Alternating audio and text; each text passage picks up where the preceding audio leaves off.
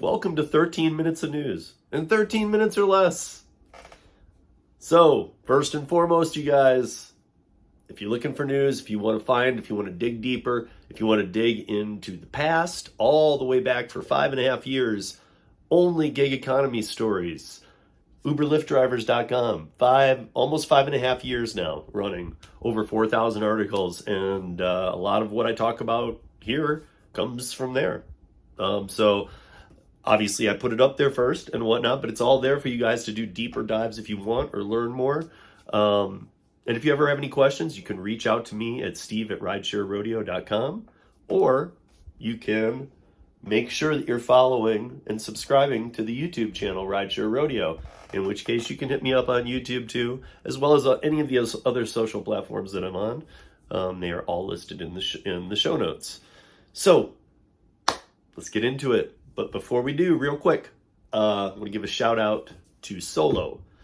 So if you guys aren't real familiar with Solo, okay, I'm going to put my link to download Solo in the show notes, because there are advantages to downloading Solo now, even if it's not in your area yet. Go back and listen to the Thursday Roundtable if you want to hear all of the reasons why you should, even if it's not in your area, because they're on the move quick. But I'm going to tell you, for those of you that are in the lucky cities so far, and other than Seattle, all these cities have came this year. So there's a lot of cities coming out quick. But let me just talk to you real quick. I'm going to give you a quick, brief breakdown. So how a daily income guarantee works, which is what Solo does. They also help with some tax stuff. We won't go there today. But how the guarantee works. So they're in Seattle, Miami, Orlando, Tampa, Atlanta, Nashville, Houston, Dallas, San Antonio, and Austin. So Solo crunches the numbers using the community data anonymously of all the drivers to see what they're earning on each platform during each time of the day. So then they put out guarantees for each hour block. And if, like, say they put that on Instacart, you will earn $25 an hour. Okay? If they say that, and you work Instacart in that hour block, and it is hour by hour, so that's it. You work that, and you make 15, Solo's going to pay you 10 at the end of the week. They're going to add up the total of all the differences that they're off, if they're off.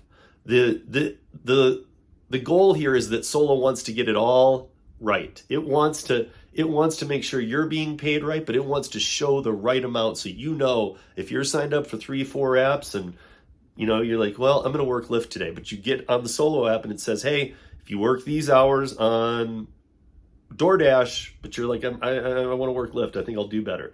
But if you see that the pay is higher than you think you can make on whatever you're choosing, Lyft, whatever, to work DoorDash, even though you don't think so, do it, because they'll pay that guaranteed difference. So at the end of the week, you can cash it out, and that's it.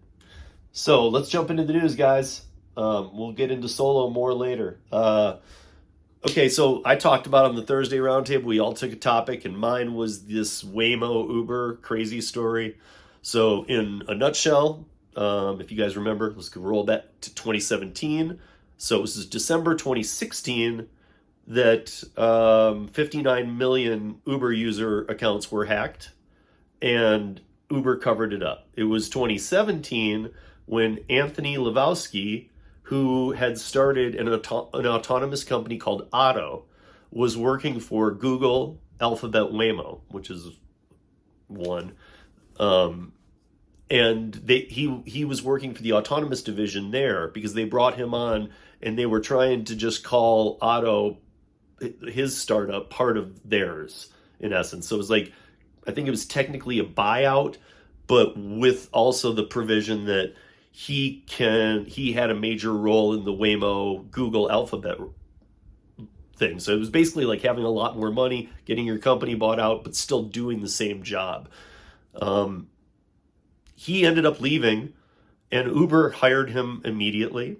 Many are convinced, and this went to court, and many are convinced that this was all a setup between Anthony and Uber before he ever made these moves. And here's why. Because when he left, he took intellectual property that belonged to Waymo and Alphabet and brought it over to his new job at Uber.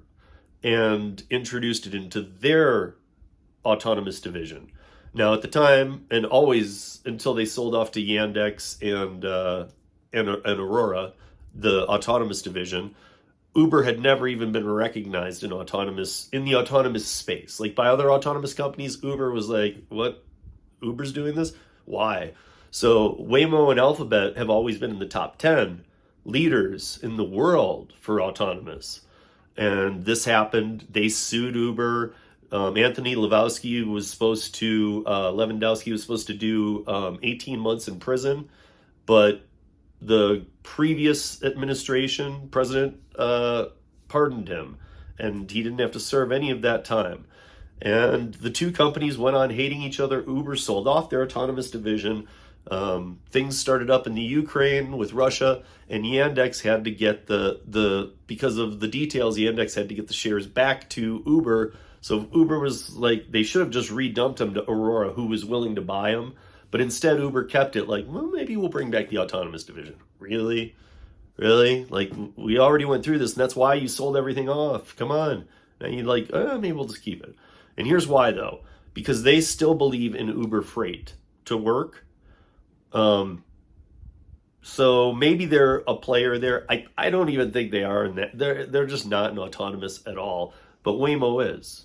And guess what? Waymo went and partnered back up with Uber and said it's because they liked the technology they saw in Uber Freight. First of all, Waymo and Alphabet have the technology. Uber has no technology in Uber Freight. They actually use other people's technology. So that can't be true. You can come to your own conclusions on what might be true, but that can't be true. So there's another reason, obviously, why this is happening. Just sketchy, weird story.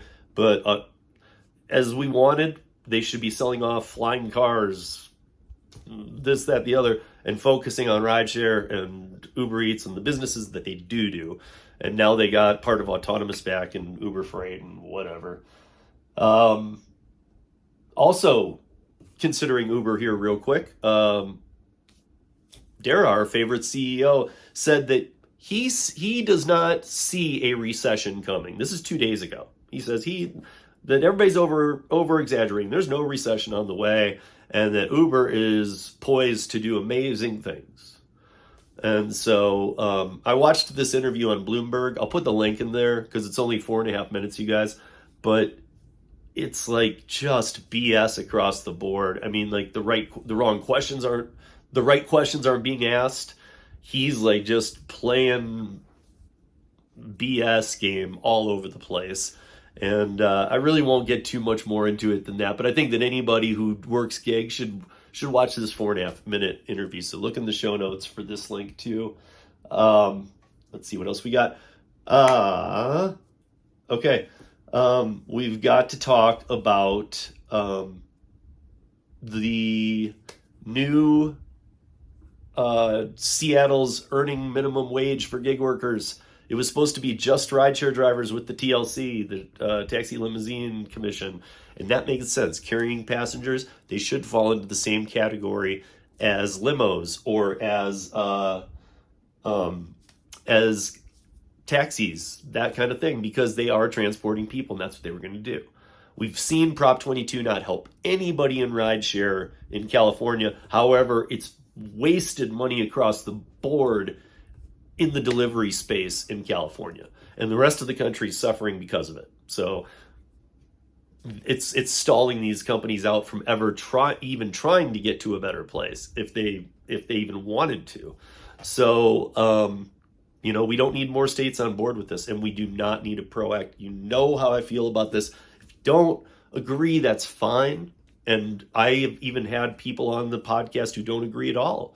However, most of us agree we want to be independent contractors that have flexibility. Don't let anybody behind the PRO Act even for a second let you believe that flexibility will remain down the road. It might immediately, because that's part of the bait and really in. But there's unions behind this. There's tons of money behind this, and they want this. So don't be fooled by the PRO Act. Look it up. You can even look it up on Uber Lyft drivers, or you can find a lot of pieces that I've done. But we don't need this Seattle thing to go down like Prop 22. Have you guys heard of Kelsey Murphy?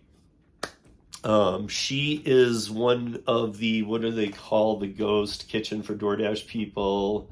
She is going to be a MasterChef table on DoorDash, or else she already is. She already has created a ghost kitchen of her own in Indiana that is already operational. I'm a little skeptical on these ghost kitchens. I think they'll be great. I think they're horrible for humanity. It's like your favorite restaurant operating out of a warehouse, let's say, where you can't go inside anymore. You can't get the dining experience. And now some places will still offer that as hybrid, delivery but we're out of this pandemic pretty much, guys. I mean, like you can go out and eat again. So why pay delivery fees on a ghost kitchen for like a 4 or 5 star meal? Wouldn't you rather go to the restaurant? I mean, I think delivery is fine if like you're just getting some food, whatever, normal. But if you're gonna really be throwing down on top end meals, I would think you'd want to, I don't know. I would think you'd want to go out. We all need to get back out there a little bit. So last story, guys. Grubhub. Grubhub has been described as a pioneer among food delivery apps. But if you remember in 2020, Grubhub listed restaurants that weren't on the platform in Chicago, and there was a class action lawsuit against them via Eater in Chicago that Grubhub is still now dealing with. Now Grubhub's pricing tactics are being called into question again, this time with a lawsuit brought in March by the Attorney General for the District of Columbia, Washington, D.C., that D.C. area customers were being charged by Grubhub for deliveries advertised as for free. That's per TechCrunch. And now we have the finale, the icing on the cake. Grubhub still owes New York City restaurants money over its failed free lunch promotion that just happened about a month ago. And they owe a ton of restaurants. There were all kinds of issues between the platform and the overload of people. Deliveries weren't made. Things couldn't be met. So they're just struggling. So I'll see you guys on the other side. We'll see you tomorrow, Sunday Fun Day. That's 13 minutes of news. Peace.